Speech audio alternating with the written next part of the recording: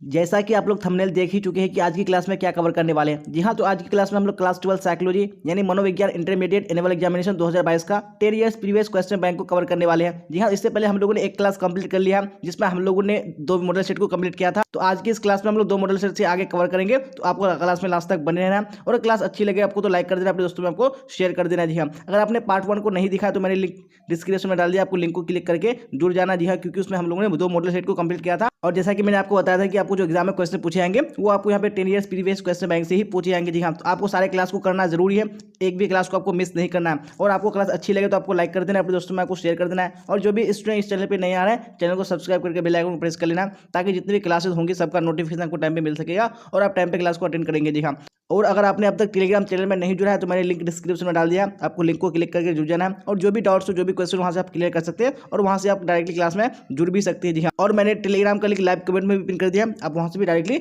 जुड़ सकते हैं। तो बिना टाइम को वेस्ट किए हम लोग यहाँ पे क्लास की ओर चलेंगे और आप लोग साथ साथ में आंसर बता दीजिएगा कौन सा ऑप्शन करेक्ट होगा। Very good. तो यहाँ पे क्वेश्चन नंबर स्क्रीन पे आ चुका है, क्या बोला जा रहा है क्वेश्चन नंबर में, फटाफट देखिए, राइट आंसर बताने की कोशिश कीजिए कौन सा ऑप्शन करेक्ट होगा। मनोविज्ञान में किस व्यक्ति ने व्यक्तिगत विभिन्नता के संप्रत्यय को सर्वप्रथम प्रकाश में लाया? जी हाँ, तो किसने सबसे पहले प्रकाश में लाया था, यहाँ पे राइट आंसर बताने हैं। यहाँ तो यहाँ पे ऑप्शन नंबर डी यानी गाल्टन बिल्कुल करेक्ट हो जाएगा।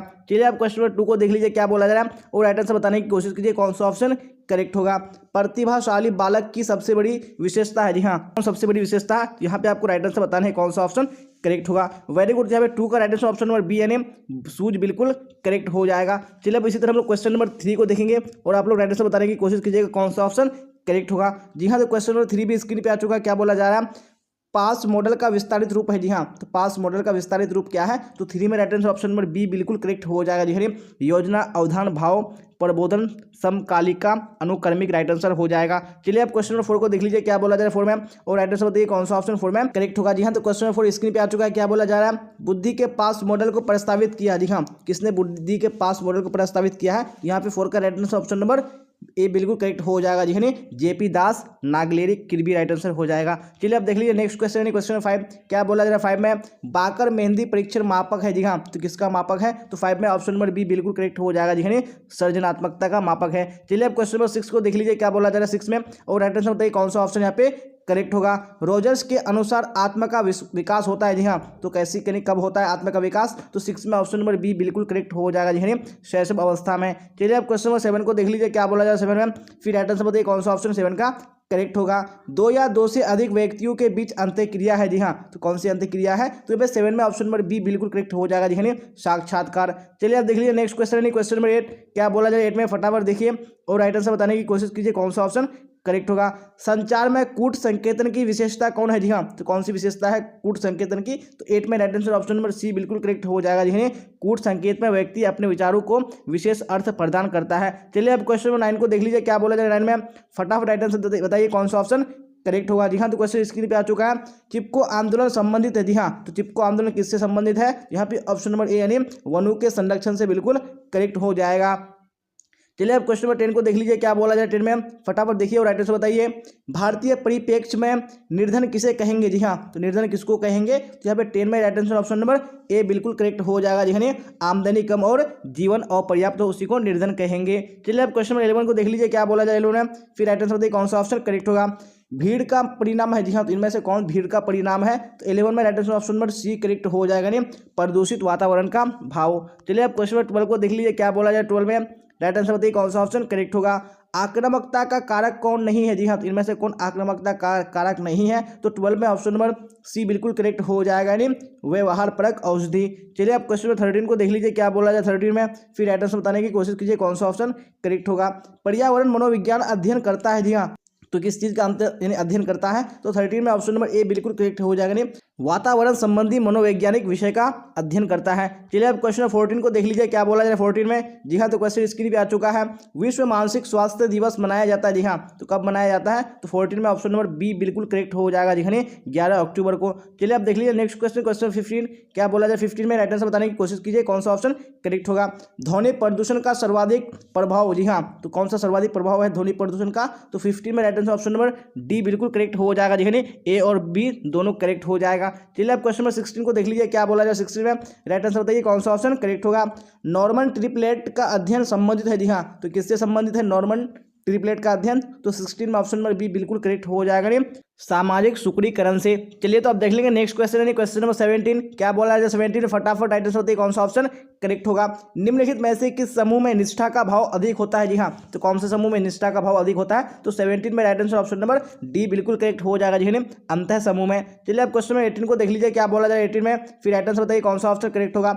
निम्नलिखित में से कौन द्वितीयक समूह नहीं है, कौन सा द्वितीयक समूह नहीं है, यहाँ पे ऑप्शन नंबर बी बिल्कुल करेक्ट हो जाएगा, नहीं विद्यालय द्वितीयक समूह नहीं है। चलिए अब क्वेश्चन नंबर 19 को देख लीजिए, क्या बोला जाए 19 में, राइट आंसर बताइए। पूर्वाग्रह में घटकों की संख्या होती है, जी हाँ, तो पूर्वाग्रह में कितने घटक होते हैं, तो यहाँ पे ऑप्शन नंबर ए बिल्कुल करेक्ट हो जाएगा, नहीं 3 घटक होते हैं। चलिए अब क्वेश्चन नंबर 20 को देख लीजिए, क्या बोला जा रहा है, फिर राइट आंसर बताइए।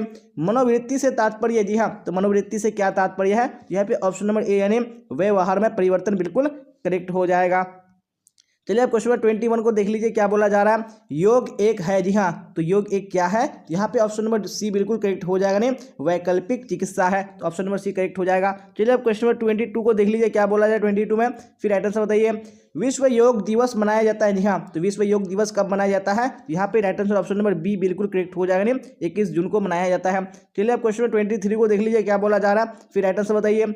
गेस्टाल्ट चिकित्सा एक प्रकार का है, जी हाँ, एक प्रकार का कैसा चिकित्सा है गेस्टाल्ट चिकित्सा, तो मैं 23 में ऑप्शन नंबर समूह चिकित्सा है। चलिए अब क्वेश्चन नंबर 24 को देख लीजिए, क्या बोला जा रहा है, फिर राइट आंसर बताइए कौन सा ऑप्शन करेक्ट होगा। इनमें से कौन मादक द्रव्य नहीं है, जी हाँ, कौन सा यहाँ पे मादक द्रव्य नहीं है, तो यहाँ पे ऑप्शन नंबर बी यानी कॉफी बिल्कुल करेक्ट हो जाएगा। चलिए अब क्वेश्चन नंबर 25 को देख लीजिए, क्या बोला जा रहा है। द्विध्रुवीय विकार के 2 ध्रुव है, जी हाँ, तो द्विध्रुवीय विकार के 2 ध्रुव कौन कौन से हैं, यहाँ पे ऑप्शन नंबर डी बिल्कुल करेक्ट हो जाएगा, ये उन्माद तथा विषाद। चलिए अब क्वेश्चन नंबर 26 को देख लीजिए, क्या बोला 26 में, फिर राइट आंसर बताइए कौन सा ऑप्शन करेक्ट होगा। इनमें से कौन असामान्यता के जैविकीय कारक नहीं है, जी हाँ, कौन से कारण नहीं है जैविकीय, तो 26 में right answer option number B यानी आरंभिक वंचन बिल्कुल करेक्ट हो जाएगा। चलिए अब क्वेश्चन नंबर 27 को देख लीजिए, क्या बोला जा रहा है।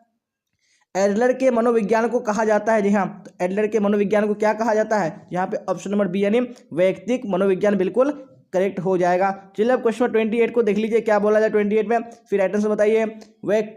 व्यक्तित्व के नैतिक पक्ष का प्रतिनिधित्व करता है, जी हाँ, तो कौन व्यक्तित्व के नैतिक पक्ष का प्रतिनिधित्व करता है, तो 28 में ऑप्शन नंबर सी यानी प्राह बिल्कुल करेक्ट हो जाएगा, जी हाँ। अब हम लोग यहाँ पे सेट 4 की ओर चलते हैं, और अभी तक आपने अगर क्लास को लाइक नहीं किया तो लाइक कर दीजिए और अपने दोस्तों में आपको शेयर कर देना है, ताकि आपका फ्रेंड भी क्लास का बेनिफिट उठा पाए और अभी आपको क्लास के लास्ट तक बने रहना। जी हाँ, तो सेट 4 भी स्क्रीन पे आ चुका है, तो अब हम यहाँ पे क्वेश्चन की ओर चलते हैं और आप लोग साथ साथ में इसी तरह आंसर बताते चलेगा कौन सा ऑप्शन करेक्ट होगा। जी हाँ, तो आ चुका है क्वेश्चन स्क्रीन पे, फटाफट देखिए और राइट आंसर बताने की कोशिश कीजिए कौन सा ऑप्शन करेक्ट होगा। Very good. क्या बोला जा रहा है, निम्नलिखित में कौन मनोवैज्ञानिक गुण नहीं है, जी हाँ, कौन सा मनोवैज्ञानिक गुण नहीं है, यहाँ पे आपको राइट आंसर बताने हैं, तो 1 का ऑप्शन नंबर डी बिल्कुल करेक्ट हो जाएगा, दिखाने अवलोकन ये वैज्ञानिक गुण नहीं है। चलिए अब क्वेश्चन नंबर 2 को देख लीजिए, क्या बोला जाए 2 में, फिर राइट आंसर बताइए कौन सा ऑप्शन करेक्ट होगा।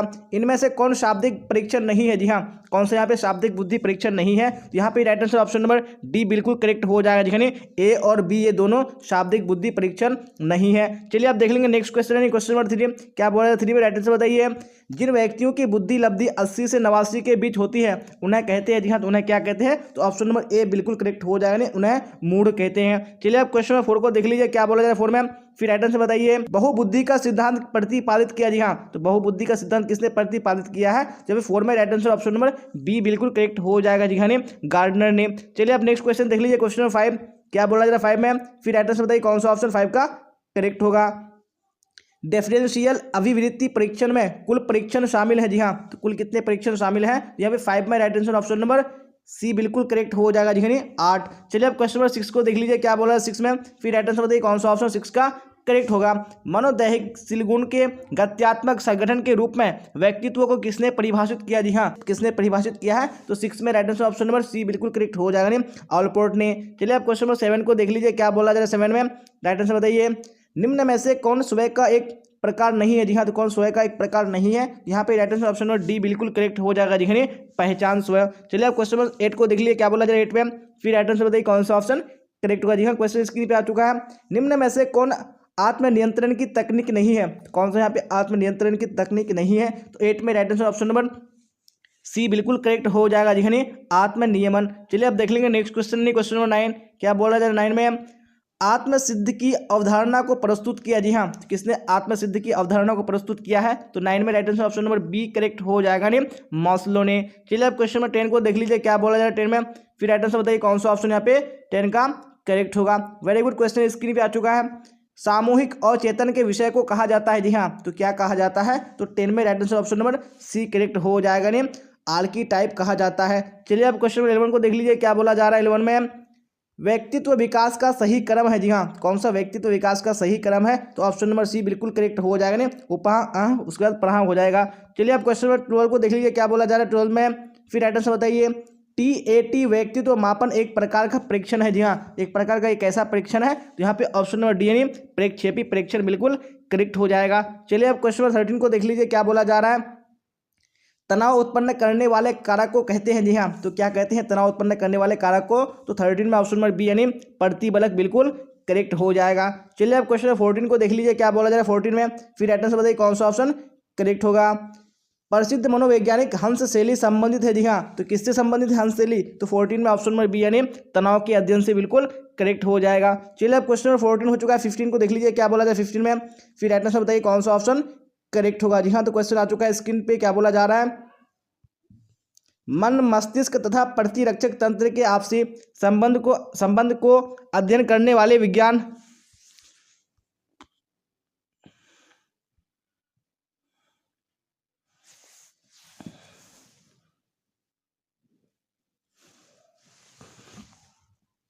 मन मस्तिष्क तथा प्रतिरक्षक तंत्र के आपसी संबंध को अध्ययन करने वाले विज्ञान को कहा जाता है। जी हाँ, तो उस विज्ञान को क्या कहा जाता है? यहाँ पे ऑप्शन नंबर ए बिल्कुल करेक्ट हो जाएगा। जी हाँ, साइको न्यूरो इम्यूनोलॉजी कहा जाता है। चलिए आप देख लेंगे नेक्स्ट क्वेश्चन यानी क्वेश्चन नंबर 6, और आप लोग राइट आंसर बताइए 6 में कौन सा ऑप्शन करेक्ट होगा। जी हाँ, तो क्वेश्चन स्क्रीन पे आ चुका है, क्या बोला जा रहा है, सामान्य और सामान्य तथा श्रेष्ठ में केवल अंतर होता है। जी हाँ, तो केवल किस चीज़ का अंतर होता है? यहाँ पे ऑप्शन नंबर ए बिल्कुल करेक्ट हो जाएगा, नहीं मात्रा का होता है। चलिए अब क्वेश्चन नंबर 17 को देख लीजिए, क्या बोला जा रहा है 17 में, फिर राइट आंसर बताइए कौन सा ऑप्शन करेक्ट होगा। ICD-10 प्रस्तुत किया गया। जी हाँ, जो ICD-10 है वो किसके द्वारा प्रस्तुत किया गया है? यहाँ पे आपको राइट आंसर बताने हैं। तो 17 में ऑप्शन नंबर बी बिल्कुल करेक्ट हो जाएगा। जी हाँ, विश्व स्वास्थ्य संगठन द्वारा किया गया, यानी WHO द्वारा प्रस्तुत किया गया है। चलिए अब क्वेश्चन नंबर 17 हो चुका है, 18 को देख लीजिए, क्या बोला जाए 18 में, फिर राइट आंसर बताइए कौन सा ऑप्शन 18 का करेक्ट होगा। मानसिक रूप से स्वस्थ व्यक्तियों के जीवन दर्शन में पाई जाती है। जी हाँ, तो क्या पाई जाती है? यहाँ पे ऑप्शन नंबर ए बिल्कुल करेक्ट हो जाएगा, नहीं निश्चितता पाई जाती है। चलिए क्वेश्चन नंबर 19 को देख लीजिए, क्या बोला जा रहा है, कैटेटोनिक स्टूपर एक लक्षण है। जी हाँ, एक लक्षण है, वो किस चीज़ का लक्षण है? तो 19 में right answer option number B बिल्कुल करेक्ट हो जाएगा। जी हाँ, मनोविदालिता का एक लक्षण है। चलिए अब क्वेश्चन नंबर 19 हो चुका है, आप 20 को देख लीजिए, क्या बोला जाए 20 में, फिर राइट आंसर बताने की कोशिश कीजिए कौन सा ऑप्शन करेक्ट होगा। बुलिमिया एक ऐसी विकृति है जिसमें, जी हाँ, तो जिसमें क्या होता है? तो ऑप्शन नंबर सी बिल्कुल करेक्ट हो जाएगा, नहीं रोगी को भूख अधिक लगती है। चलिए अब क्वेश्चन नंबर 21 को देख लेंगे, क्या बोला जाए 21 में, फिर राइट आंसर बताइए कौन सा ऑप्शन करेक्ट होगा। एनोरेक्सिया नर्वोसा की विशेषता होती है। जी हाँ, जो एनोरेक्सिया नर्वोसा है उसकी क्या विशेषता होती है? तो 21 में राइट आंसर कौन सा करेक्ट हो जाएगा? जी हाँ, नहीं ऑप्शन नंबर बी करेक्ट हो जाएगा, नहीं और पर्याप्त भोजन से वजन में कमी करेक्ट हो जाएगा। चलिए अब क्वेश्चन नंबर 22 को देख लीजिए, क्या बोला जा रहा है, राइट आंसर बताइए। मनोचिकित्सा का उद्देश्य है। जी हाँ, तो मनोचिकित्सा का क्या उद्देश्य होता है? तो 22 में right answer option number D बिल्कुल करेक्ट हो जाएगा। जी हाँ, ए और सी दोनों करेक्ट हो जाएगा। चलिए आप देख लेंगे नेक्स्ट क्वेश्चन यानी क्वेश्चन नंबर 23, क्या बोला जाए 23 में राइट आंसर बताइए कौन सा ऑप्शन करेक्ट होगा। क्रमबद्ध और संवेदीकरण का प्रतिपादन किसने किया? जी हाँ, तो किसने प्रतिपादन किया? यहाँ पे ऑप्शन नंबर डी बिल्कुल करेक्ट हो जाएगा। जी हाँ, साल्टर और वोल्फ ने।